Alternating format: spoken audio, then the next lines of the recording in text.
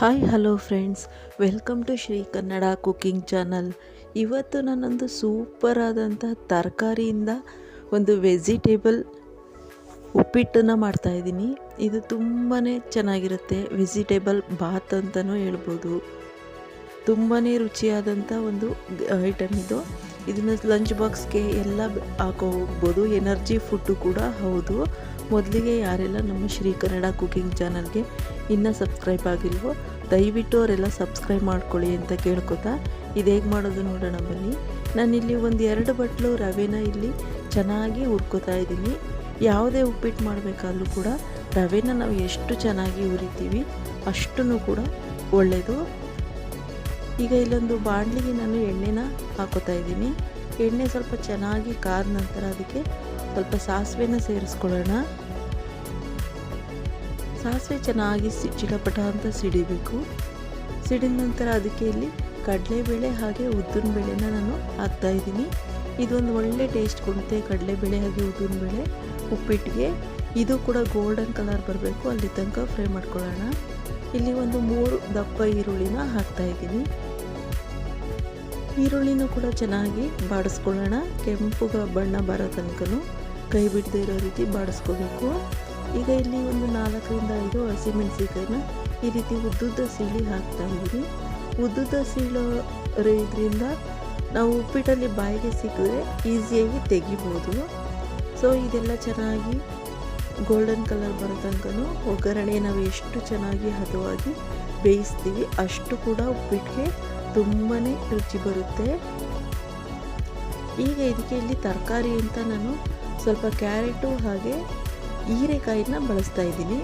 ನೀವು ಬೇರೆ ಬೇರೆ ತರಕಾರಿಗಳನ್ನು ಕೂಡ ಹಾಕೋಬೋದು.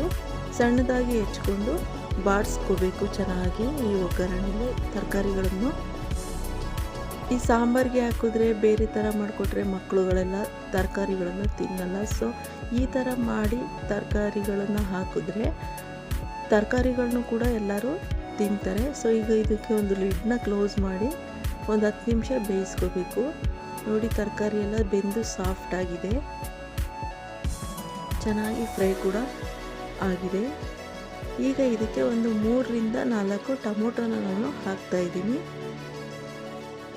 ಈ ಟೊಮೊಟೊನೂ ಕೂಡ ತುಂಬಾ ಸಾಫ್ಟಾಗಿ ಬೇಯಬೇಕು. ಅಷ್ಟೊಂದು ಇಲ್ಲದೂ ಕೂಡ ಒಂದು 10 ನಿಮಿಷ ಬೇಯಿಸ್ಕೋಬೇಕಾಗುತ್ತೆ. ಲಿಡ್ನ ಕ್ಲೋಸ್ ಮಾಡಿಕೊಂಡು ಬೇಯಿಸ್ಕೋಬೇಕು. ಇದು ಒಂದು 10 ನಿಮಿಷ ಟೊಮೊಟೊ ಎಲ್ಲ ಮೆತ್ತಗಾಗಬೇಕು, ಅಲ್ಲಿ ತನಕನೂ ಬೇಯಿಸ್ಕೊಳ್ಳೋಣ. ಈ ಮಸಾಲೆ ಉಪ್ಪಿಟ್ಟು ತುಂಬಾ ರುಚಿಯಾಗಿರುತ್ತೆ. ಈಗ ಇದಕ್ಕೆ ಇಲ್ಲೊಂದು 2 ಸ್ಪೂನಷ್ಟು ಖಾರದ ಪುಡಿನ ಹಾಕ್ತಾಯಿದ್ದೀನಿ, ಸಾಂಬಾರು ಪುಡಿ. ಹಾಗೆ ಸ್ವಲ್ಪ ಜೀರಿಗೆ ಪುಡಿನ ಹಾಕ್ತಾಯಿದ್ದೀನಿ. ಹಾಗೆ ಒಂದು ಅರ್ಧ ಟೇಬಲ್ ಸ್ಪೂನಷ್ಟು ಗರಂ ಮಸಾಲನ್ನು ಕೂಡ ಹಾಕ್ಕೊಳ್ಳೋಣ. ನಾನಿಲ್ಲಿ ಕ್ವಾಂಟಿಟಿ ಜಾಸ್ತಿ ಮಾಡ್ತಾಯಿದ್ದೀನಿ, ಸೊ ಹಾಗಾಗಿ ಸ್ವಲ್ಪ ಜಾಸ್ತಿ ಹಾಕಿದ್ದೀನಿ. ನೀರನ್ನು ನಾವು ರವೆಗೆ 2ರಷ್ಟು ನೀರನ್ನು ಸೇರಿಸ್ಕೊಳ್ಳೋಣ. ಚೆನ್ನಾಗಿ ಮಿಕ್ಸ್ ಕೊಟ್ಟು ಈ ಮಸಾಲೆ ಉಪ್ಪಿಟ್ಟು ತುಂಬ ರುಚಿ ಬರಬೇಕಂದ್ರೆ ಅದಕ್ಕೆ ನಾವು ಮಸಾಲೆ ನೀರನ್ನು ಚೆನ್ನಾಗಿ ಕುದಿಸ್ಕೋಬೇಕು. ಈಗ ಇದಕ್ಕೆ ರುಚಿಗೆ ತಕ್ಕಷ್ಟು ಉಪ್ಪು ಹಾಗೆ 1 ನಿಂಬೆಹಣ್ಣನ್ನು ಕೂಡ ಹಾಕ್ತಾಯಿದ್ದೀನಿ. ಈ ಎಲ್ಲ ಮಸಾಲೆ ಹಾಗೆ ನೀರು ಚೆನ್ನಾಗಿ ಒಂದು 10 ನಿಮಿಷ ಕಾಲ ಮಳ್ಳಬೇಕು. ಚೆನ್ನಾಗಿ ಅದು ಕೂಡ ಬೇಯಬೇಕು. ನಂತರ ನಾವು ಹುರಿದಿಟ್ಕೊಂಡಿರೋ ರವೆನ ಇಲ್ಲಿ ಮಿಕ್ಸ್ ಮಾಡ್ಕೊಳ್ಳೋಣ. ಲೋ ಫ್ಲೇಮ್ ಇಟ್ಕೊಂಡು ನಿಧಾನವಾಗಿ ಈ ರವೆನ ತಿರುಗಿಸ್ಕೋಬೇಕು. ಹಿಂಗೆ ನೋಡ್ತಾ ಇರ್ಬೋದು, ಎಲ್ಲ ಚೆನ್ನಾಗಿ ಮಿಕ್ಸ್ ಆಗಿದೆ. ಸಾಫ್ಟಾಗಿ ರುಚಿಯಾಗಿ ತುಂಬಾ ಡಿಫ್ರೆಂಟಾಗಿ ಉಪ್ಪಿಟ್ಟು ಬರುತ್ತೆ.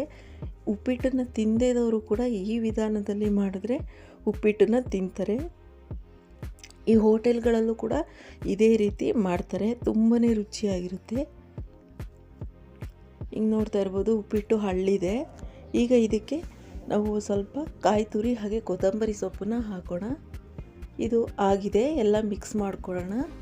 ಈ ವಿಡಿಯೋ ನಿಮಗೆ ಇಷ್ಟ ಆದರೆ ಪ್ಲೀಸ್ ನಮ್ಮ ಶ್ರೀ ಕನ್ನಡ ಕುಕಿಂಗ್ ಚಾನಲ್ಗೆ ಲೈಕ್ ಮಾಡಿ, ಶೇರ್ ಮಾಡಿ, ಸಬ್ಸ್ಕ್ರೈಬ್ ಮಾಡಿ. ಮುಂದಿನ ವಿಡಿಯೋಲಿ ಭೇಟಿಯಾಗೋಣ. Bye friends.